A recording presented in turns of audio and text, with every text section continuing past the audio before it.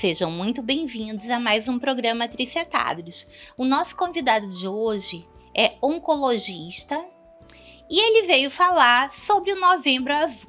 Seu nome? Dr. William Fuzita. Seja muito bem-vindo, doutor. Muito obrigada por comparecer aqui. Venha sempre para alertar toda a nossa comunidade, nosso povo, sobre os tipos de câncer que muitas vezes as pessoas não são informadas a respeito, né? Não, eu que agradeço, Trícia, pelo convite. É uma honra estar aqui com você e poder dividir todo esse assunto, né, sobre o Novembro Azul e a prevenção das doenças no homem. Isso, olha, todo mundo aqui tá cansado de saber que outubro é rosa, é o mês de prevenção das doenças das mulheres, mas pouca gente mesmo se liga, né, no Novembro Azul. Né? Então a gente precisa alertar para isso, porque a mulher cuida de todo mundo e o homem não cuida nem de ninguém, nem de si próprio, né? Justo. O Outubro Rosa é uma data que, assim, as mulheres levam mais a sério. Muito. As mulheres são muito cuidadosas. Sim. E, como você falou, as mulheres cuidam delas, dos filhos dos outros e dos maridos. Não, né? Não é que elas cuidam dos maridos, elas ficam insistindo para que eles se cuidem. Justo. E na maioria das vezes é uma briga para que os homens participem, né, dessa campanha, fazendo o mínimo, que é fazendo seus exames, né? Perfeito. É que assim, e a gente tenta chamar a atenção no Novembro Azul, que é para tentar quebrar esse estigma, né? Que então o homem, o macho, né, aquele machismo, ele fica principalmente com medo do exame físico. Sim. Porque no Novembro Azul a gente fala bastante do câncer de próstata, né? É o tumor maligno que mais acomete os homens. E aqui no Brasil é a segunda causa de morte por câncer nos homens. Sim. Né? Então a primeira causa de morte por câncer é câncer de pulmão. Então, por isso que a gente frisa bastante todas as campanhas anti-tabagismo, para evitar o câncer de pulmão. Sim. E atualmente, para essa geração mais nova, a gente tem que falar contra o vape, né? Olha, outra coisa dessa geração mais nova, desculpa, doutor, nós falávamos anteriormente que a gente não consegue conceber uma geração mais nova que faça sexo sem camisinha, porque nós somos da geração que, como dizia Cazuza, nós vimos a cara da morte, nós vimos as pessoas morrerem. E também nós somos da geração onde não se fumava mais. E hoje a gente fica surpreso, assustado que a molecada voltou a fumar e ainda arrumou esse tal de cigarro eletrônico, conhecido como vape. Isso. Então, e nas campanhas, então a gente tenta sempre chamar a atenção das maneiras como prevenir o câncer, né? Então, o câncer que mais mata o homem é o câncer de pulmão. Então, é importante conscientizar os homens de não fumarem. E os adolescentes, os jovens que hoje são ficcionados pelo cigarro eletrônico, isso infelizmente faz tão mal como o cigarro normal, né? E isso a gente tem que chamar a atenção porque no Brasil é proibido a comercialização, a propaganda, né, o uso do cigarro eletrônico desde 2009. E neste ano de 2024, a Anvisa reviu todos os dados científicos e mantiveram a proibição da comercialização, fabricação e o uso do cigarro eletrônico aqui no Brasil. Mas, infelizmente, ainda os jovens têm vários acessos, né, de várias maneiras e conseguem adquirir esse aparelhinho e usar para fumar. Então, né, eu queria falar um pouco sobre isso. Pais e mães, né? Eu queria chamar a atenção para vocês. Vários condomínios em Manaus existem pontos cegos onde a turma se reúne e não é só jovem, não é só adolescente, tem criança também. Se reúne para usar vape, para usar o cigarro eletrônico. Existem bancas de revista que vendem esse tipo de material. Existem quiosques e food trucks que vendem esse tipo de material. Eu encontrei uma vez no meu carro uma coisinha cor-de-rosa que parecia um marcador de texto, um marcador de texto cor-de-rosa.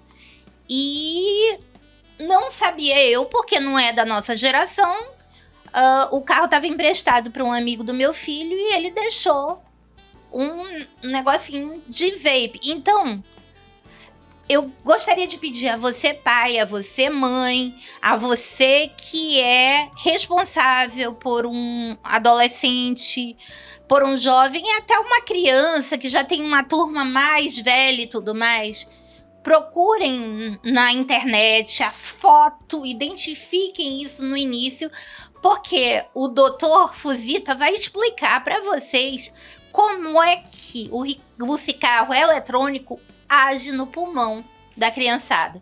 É que o cigarro eletrônico que estão utilizando, ele vaporiza o líquido. Uhum. E o fato é que a gente não tem controle nenhum sobre o tipo de substância, quais elementos são colocados ali, e a gente sabe que muitos utilizam a própria nicotina do cigarro comum para gerar dependência química. Uhum.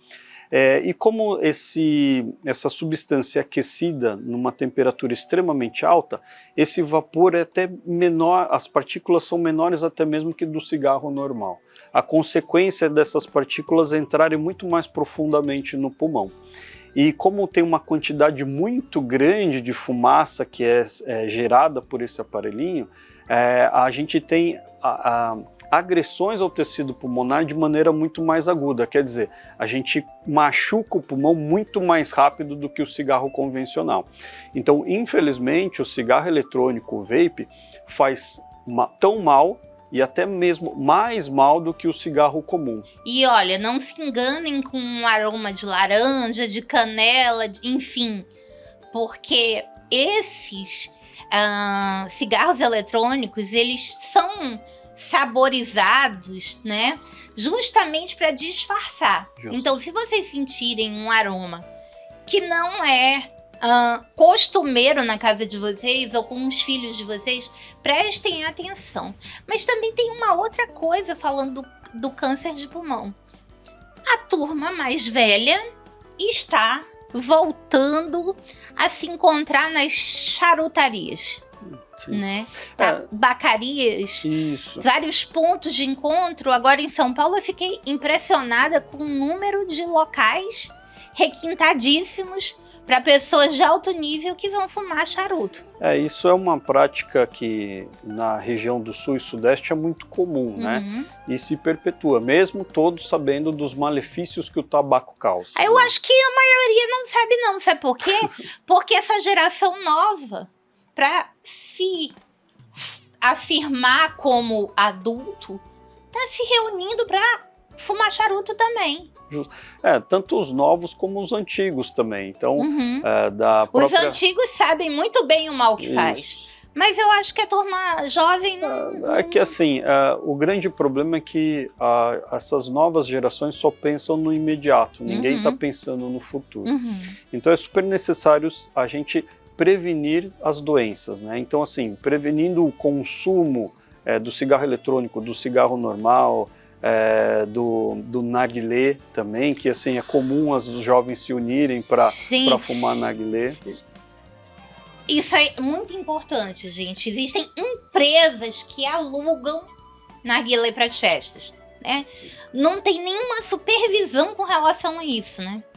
É uma situação que a gente pode evitar, né? Então a gente está causando mal para a nossa própria saúde. Uma coisa que, por exemplo, a poluição, a gente não consegue fugir. Não né? tem como controlar. Mas só que assim, o uso do cigarro eletrônico, dos cigarros convencionais, charuto, narguilé, então é algo que a gente deve combater, principalmente para cuidar da saúde, não só do homem, como de todo mundo, do homem e da mulher. Sim, e lembrando que esse tipo de tabaco, qualquer tipo de tabaco, ele não causa só o câncer pulmonar, né, doutor?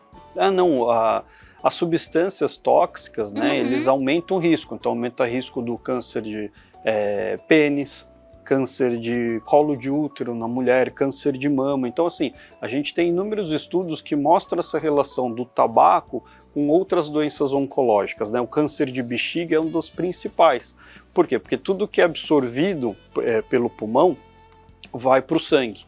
E aí os nossos rins vão filtrar e vai ser armazenado na urina, né?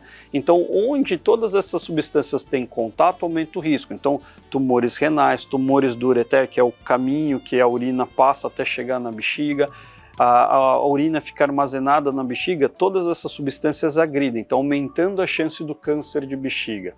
Então, por isso mesmo, é um mal que a gente tem que evitar, né? Então, todo tipo de tabagismo. É muito importante que a gente alerte essa geração jovem, né? Porque nós vivemos numa época onde absolutamente tudo que todo meio de comunicação ficava lembrando dos malefícios do tabaco o tempo todo.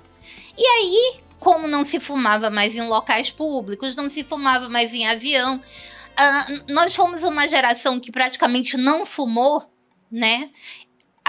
As campanhas foram reduzindo. E aí tem uma turma nova que tem não só um gosto pelo exótico, né?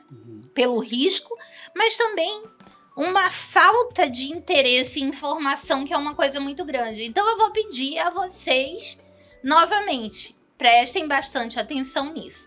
A outra coisa que eu vejo que os homens estão completamente desinformados é a respeito do câncer de pênis. Sim, essa é uma informação super importante, porque no Novembro Azul a gente acaba focando muito no câncer de próstata, né? Falando que o homem tem que fazer o exame de sangue para avaliar o PSA e o exame de toque retal prostático. Aí é por isso que fogem. Gente, o exame de toque... Doutor, o senhor fala melhor sobre o exame de toque, que não é esse bicho de 7 cabeças. Não é, assim, é que infelizmente o preconceito ainda vigora muito na nossa sociedade. Mas assim, se a gente faz só o exame de sangue, a gente tem uma chance de detectar em torno de 50% a 60% dos casos. Se a gente só faz o exame de toque prostático, a gente também só tem uma chance aí de 60% do diagnóstico. Mas quando a gente junta, combina essas duas ferramentas, a gente tem uma chance de diagnóstico de mais de 90%. Então, por isso que é importante juntar o exame de sangue mais o exame de toque. Eu gostaria que o senhor explicasse como é que o médico detecta e por que é tão importante o toque, né? Explica a questão da textura, a questão para que as pessoas entendam da importância. E olha só, mulher tem que fazer Papa Nicolau o tempo todo. Não é confortável para nenhuma mulher. Nem fazer toque quando vai ter neném. Mas a gente faz, porque é importante. Justo. É que assim, no exame de toque retal prostático, a gente vai conseguir avaliar a consistência da próstata, para saber se ela está na consistência normal, se ela está mais dura que o normal. Além disso, a gente consegue notar a textura, para ver se ela está lisa, se está com o formato, a anatomia correta. Outra situação, a gente consegue identificar se tem nódulos, que são situações extremamente suspeitas para o câncer de próstata. Então, por isso mesmo a necessidade do toque, porque você vai ter conseguir avaliar todas as características da próstata, né? Eu vou pedir um minutinho de comercial e a gente volta falando um pouco mais sobre o câncer de próstata, o câncer de pênis e outras espécies de câncer que precisam ser prevenidos pelos homens. A gente volta já.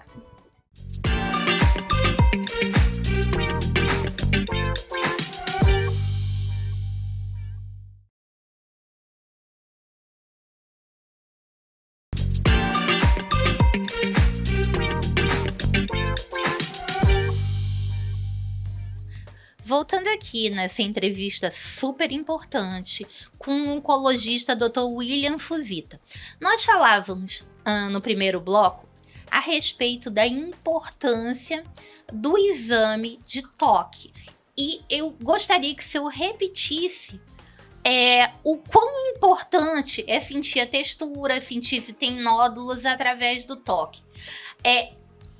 Existe uma lenda de que o PSA, que é o exame de sangue, substituiria o exame de toque, e isso não existe, né, doutor? Não, infelizmente não é real. Uhum. A necessidade de combinação dos exames, tanto do exame de sangue, que é o que a gente vai avaliar a presença do PSA, e o exame de toque são associados, é necessário, porque isso a gente aumenta muito a sensibilidade de detecção do câncer de próstata. O toque prostático é necessário porque a gente vai ver as características da próstata. E assim, se for para analisar em termos de custo-efetividade, você fazendo o exame de toque prostático é muito mais barato do que você fazer um exame de imagem. Imagina você ter que fazer, por exemplo, ressonâncias magnéticas em todos os homens. E, gente, desculpa aqui, mas uma ressonância magnética é muito mais incômodo, trabalhoso, além de caro, né? E além de ter uma radiação que um médico nunca, né, vai chegar, né? É um exame tão rápido, né? O exame de toque prostático é um exame rápido, né? E assim, com um custo muito reduzido. Então, se a gente pensa na saúde da população, a ressonância magnética utiliza o campo magnético para fazer a avaliação da imagem, né, junto com softwares, para fazer a construção da imagem da próstata. Mas isso é um exame que demanda tecnologia, demanda necessidade de contraste, tempo, então o custo é mais elevado. Pensando na saúde pública, o exame de toque com o exame de sangue do PSA é uma coisa muito mais efetiva, é custo-efetiva. Então, assim, a gente consegue fazer em grandes proporções, em grandes números da população e consegue avaliar quem são os homens com a necessidade de complementação de outros exames. Então, isso é uma espécie de rastreio econômico também. O exame de imagem, ele é como se fosse um segundo degrau. Ele é extremamente necessário, mas ele é num segundo degrau. O primeiro degrau, o exame de sangue e o exame de toque resolvem, né? Agora, doutor, nós estávamos falando aqui de uma forma de câncer que a maioria dos homens amazônidas desconhecem, né? Que é o câncer de pênis. Isso, essa é uma situação muito ruim. Apesar do câncer de pênis ser um tumor raro, aqui no Brasil, na realidade no mundo, o estado do Maranhão e o estado do Amazonas são os dois estados que meio que têm à frente da corrida pela quantidade de diagnósticos de câncer de pênis. Se a gente parar para analisar, nos últimos 10 anos, foi necessário, por causa do câncer de pênis, a amputação de mais de 6 mil homens. Então, assim, 6 mil homens tiveram que sofreram com a amputação do pênis por causa desse tumor maligno. É uma situação extremamente ruim. No último ano, no Brasil inteiro, tiveram que ser amputados 650 pênis por causa desse tumor. E, infelizmente, os estados que mais lideram essa incidência desse tumor é no estado do Maranhão e aqui no estado do Amazonas. Mas isso tudo envolvido tem uma causa em comum com câncer de colo de útero, que é o HPV. Exatamente. Gente, o câncer de mama, ele é o líder em número, né, em todo o Brasil, com exceção na região que o Dr. William Fuzita já nos falou. Então, uma coisa é totalmente relacionada à outra, né? O número de câncer de colo de útero é tão alto nessa região justamente porque o número de câncer de pênis é alto ou vice-versa, né, doutor? Então, explica que as pessoas ficam se contaminando, né? Sim. Infelizmente, a incidência da infecção do HPV aqui na nossa região é muito alta. É muito alta. E como você disse, acaba sendo que o estado do Amazonas é o único estado do Brasil no qual o câncer de colo de útero é mais incidente do que o câncer de mama na mulher. O que é um absurdo, gente, porque existe vacina para o câncer de colo de útero, né? Não existe vacina preventiva para o câncer de mama, mas a gente tem a vacina para HPV, inclusive disponível nas escolas, disponível nos postos de saúde. E, doutor, eu gostaria que o senhor alertasse, ela não é só para as meninas, né? Então, pensando nos tumores malignos relacionados ao HPV, que é o papiloma vírus humano, a gente tem na mulher o câncer de colo de útero e no homem o câncer de pênis. Mas só que em ambos a gente tem o câncer de boca, de garganta. Isso. E também a gente tem o câncer de canal anal. Então, todos eles envolvidos com a infecção do vírus HPV. Então, se a gente utilizar de uma ferramenta extremamente segura e eficaz, que é a vacina do HPV, a gente vai estar prevenindo câncer de boca, câncer do ânus, câncer de pênis, câncer da vagina, câncer do colo do útero. Então, por isso mesmo é extremamente importante a vacinação. A vacina está à disposição no Sistema Único de Saúde. Antigamente era dos 9 aos 14, até esse ano era dos 9 aos 14 anos. Atualmente, o Ministério da Saúde modificou essa diretriz em abril deste ano. A recomendação agora é uma única dose da vacina do HPV dos 9 aos 19 anos. Então, quem tiver nessa faixa etária pode procurar no posto de saúde, né? Então, mais próximo de casa, para receber a orientação onde a vacina está à disposição. E aquelas meninas que tomaram as vacinas aos 9 e tem uma outra dose prevista para o outro ano, ela precisa tomar essa outra dose prevista ou uma dose basta? Pelo calendário vacinal atual, uma dose basta. Obviamente, tomando mais do que uma dose, a gente tem um poder de prevenção muito maior. É que assim, o fato é que uma dose só já gera uma prevenção muito grande. Então, por isso mesmo que o Ministério da Saúde mudou essa recomendação para que, quando eram 2 doses, para vacinar uma única criança, a gente tinha que usar 2 doses. Certo. Hoje a gente dobrou a capacidade, porque com uma dose só, então a gente vai conseguir atingir muito mais pessoas. Mas você que tem acesso a uma clínica particular, que quer tomar as 2 doses, vai em frente, porque as 2 doses têm uma cobertura vacinal maior, né? Agora, doutor, eu nunca ouvi falar, ninguém assume que teve seu pênis amputado. Justo.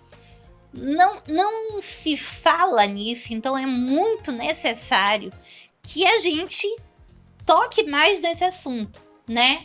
O HPV, porque a geração anterior, a nossa geração, ela não fazia sexo sem proteção, né? E aí apareceram determinados tratamentos, né, que mascaram, escondem, enfim, outras doenças, né? E as pessoas recomeçaram a não usar proteção, que é um perigo.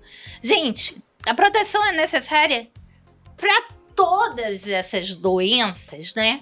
Mas tem uma que, além do câncer de pênis, não se ouve falar jamais, que é o câncer de reto, né? Relacionado ao HPV, principalmente ao câncer de canal anal. Sim, de canal anal. Isso. O câncer de reto é uma porção um pouquinho mais superior do intestino. Né? Isso. Então, agora, o canal anal, esse realmente é totalmente abafado, né? Gera muito preconceito ainda. A nossa população é muito preconceituosa. Então, por isso mesmo, o homem não quer fazer a prevenção do câncer de próstata. O homem que teve o problema de câncer de pênis não fala para ninguém, não ajuda a divulgar essas informações. O câncer do canal anal, às vezes, ainda na cultura, tem gente que relaciona isso ao ato sexual e aí o sexo anal as pessoas vinculam com uma coisa ruim e acaba gerando esse preconceito e ninguém quer falar sobre o assunto. Esse programa está chegando ao fim e eu quero convidar vocês a seguir no próximo programa com essa entrevista importante com o Dr. William Fuzita.